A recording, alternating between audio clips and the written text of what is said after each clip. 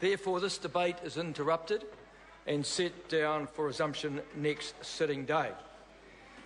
And in accordance with that determination, I call on the Honourable Member Dr. Rajen Prasad to make his valedictory statement. Namaste, Bulavanaka. Bulavanaka, namaste, Mr. Speaker, and thank you very much. Tēnā koe. Mr. Speaker, I am a lucky migrant, and I'm privileged to have received as much as I have from this country for over 50 years. I received an excellent education in New Zealand and married a Kiwi who has put up with me for 46 years now.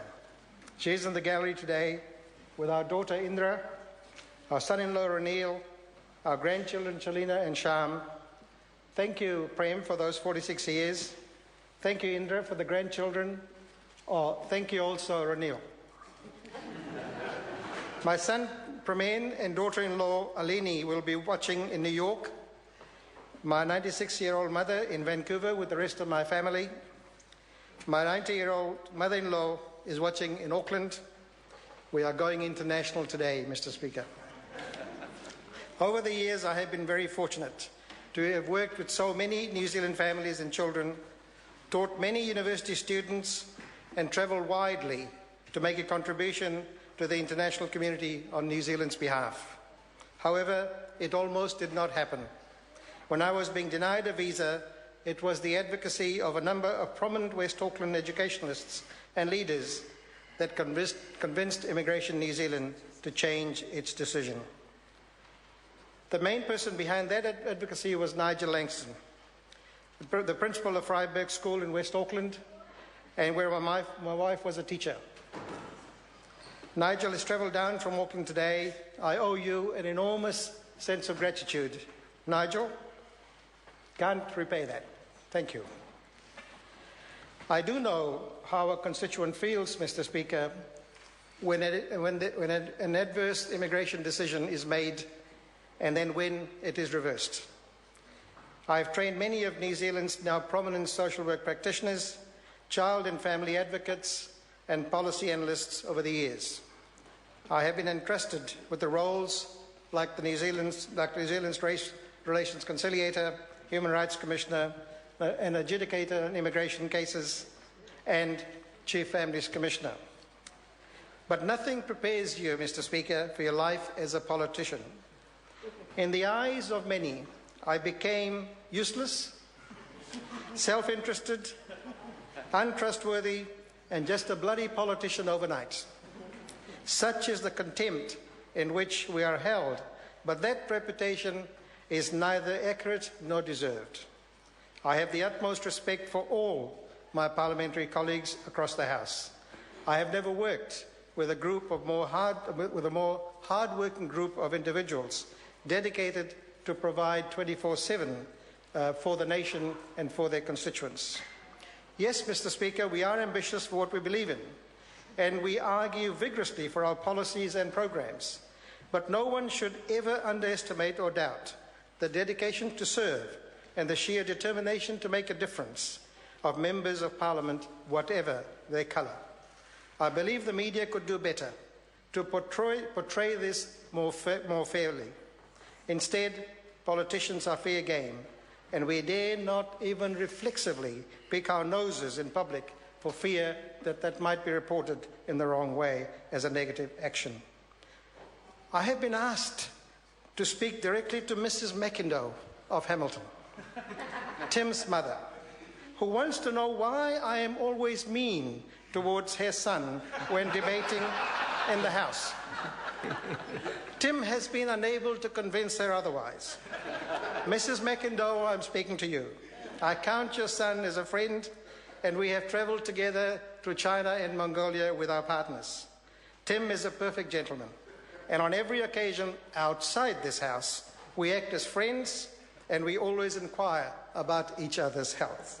It is the nature of life in this chamber to debate vigorously when our values lead to different policy prescriptions, but we remain civil, we remain supportive, we remain friends, and I count you as one of them, and through you to everybody else.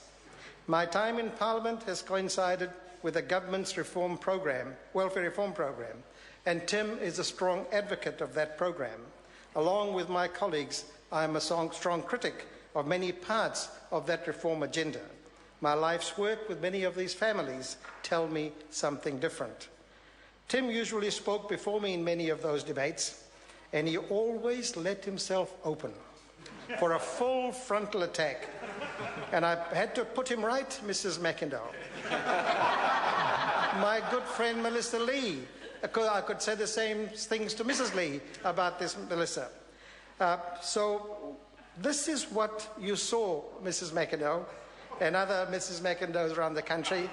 Not the many more occasions when we represent our countries well, and we do that with pride, and we get on well. If anyone else has been offended in this House by my passionate debates, then I apologize. Report that.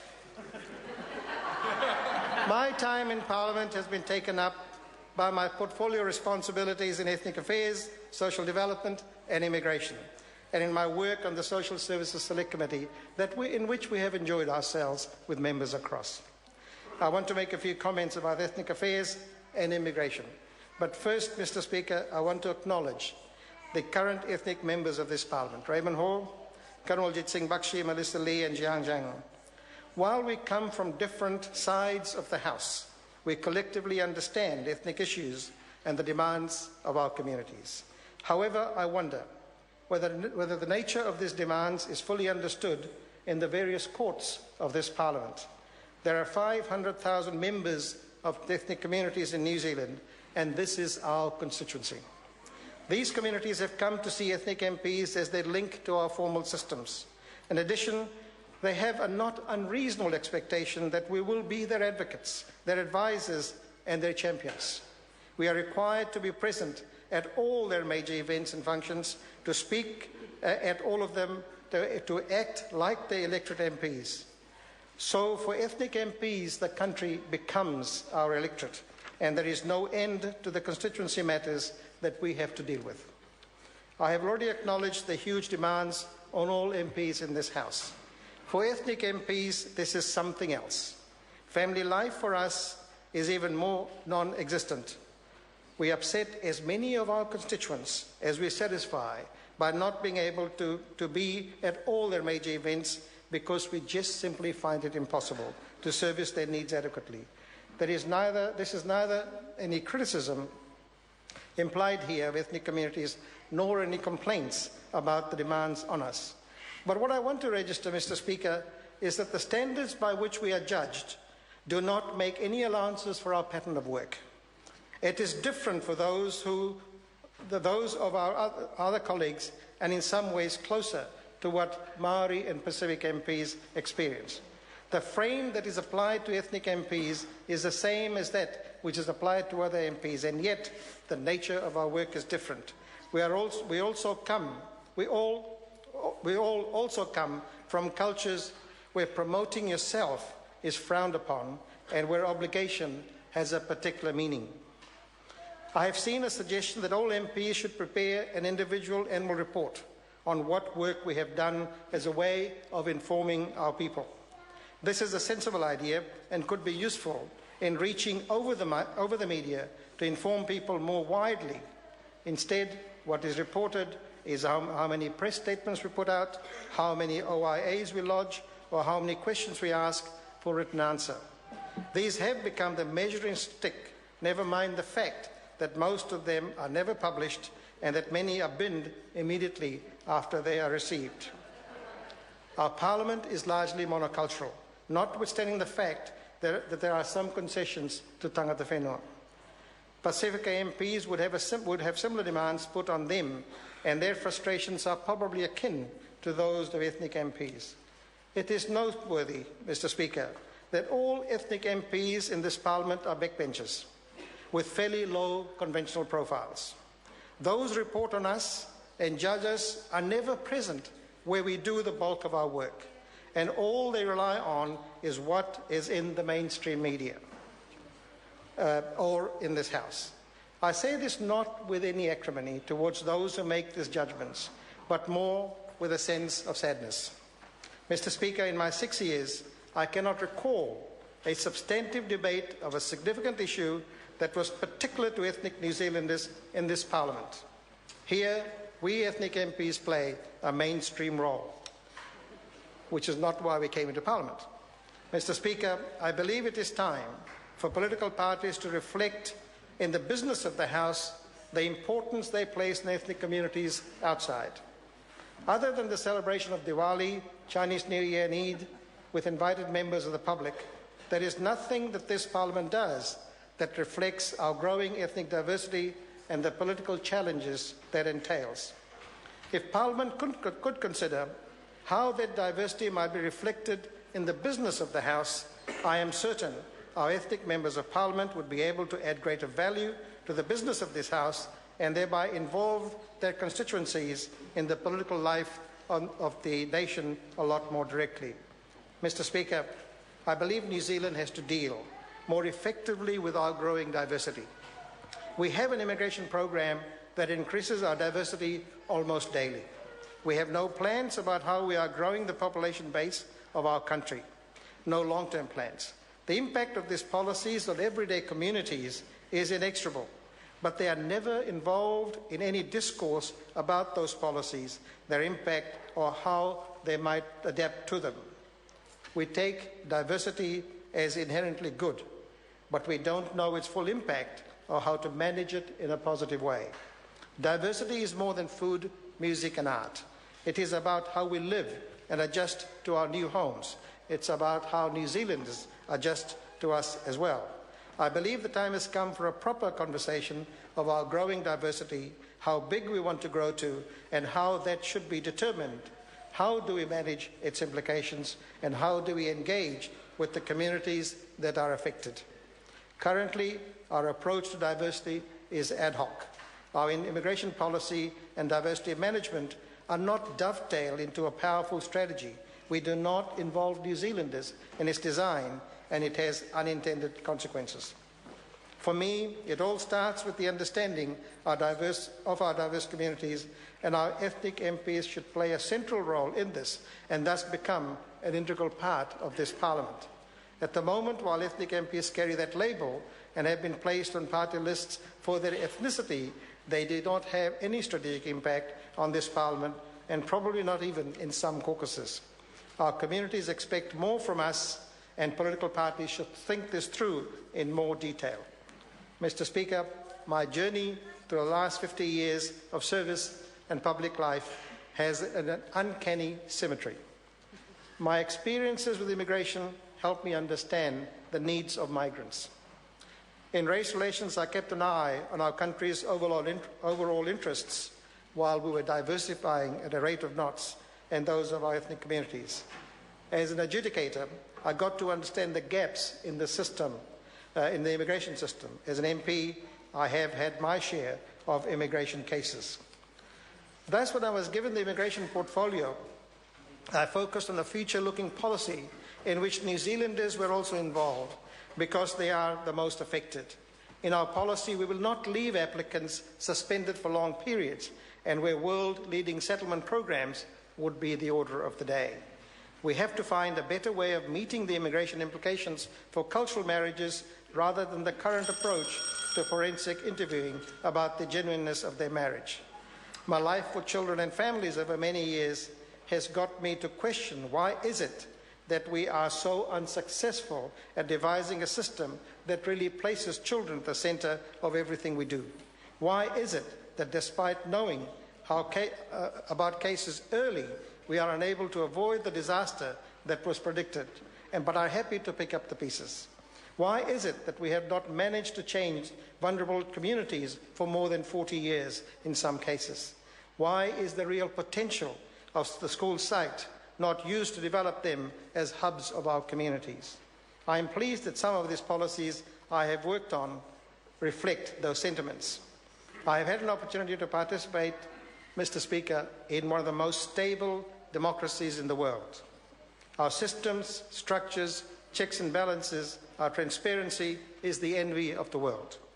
This Parliament has given me the opportunity to assist the little South African kingdom of Lesotho, and that has an MMP system bequeathed to it like ours, but with little expertise on how to run it effectively. This has led to my appointment a few days ago as a special envoy for the Secretary-General of the Commonwealth to the Kingdom of Lesotho. I very much look forward to that role. The sense of purpose I came with to Parliament will now transfer to the sense of mission I feel about my next role. Mr. Speaker, I have a number of people to thank. I want to acknowledge the privilege it has been to be a Member of Parliament. I want to say a special thank you to Nina Suriano-Price, who is a legend in these parts. We have worked together for 6 years, and she has not only taken care of my office, but also my interests. Nina has a special ability to solve problems, maintain calm, and carry on as normal. That I have appreciated. Thanks, Nina. I want to acknowledge all of our EAs and thank them for their support over the 6 years. Our parliamentary staff are very special. They ensure all our systems are run well and that MPs are able to do their work efficiently. Our messengers work imperceptibly behind the scenes and in the chamber. They get to know us well and keep up a healthy banter with us, although I still am waiting for that supply of gin and tonic rather than water. They promised they will deliver. To my caucus colleagues, I have enjoyed working with you. I shall watch your fortunes because they will be mine as well. To you, Mr. Speaker, and the clerk, and your whole team, thanks and special appreciation for the recent hosting of the Lesotho delegation. I want to especially acknowledge the superb quality of the work of our parliamentary library. They are truly the unsung heroes in this place. To my wife Prem, my daughter Indra, my two little darlings. Hi, Shalina. Gone to sleep. Hi. And Shah, my son-in-law Ranil, who's scrubbed up well today, and my special thanks for your support and patience over the 6 years. See, these are the bookends. You have a go at your son-in-law at the front, and you have a go at the back at the end as well. That's how we do it. I learned this from the Pākehā world. I have many friends and family in the gallery. They have travelled a long way. I thank them all for coming, and I thank you all for being here. Nō reira, tēnā koutou katoa.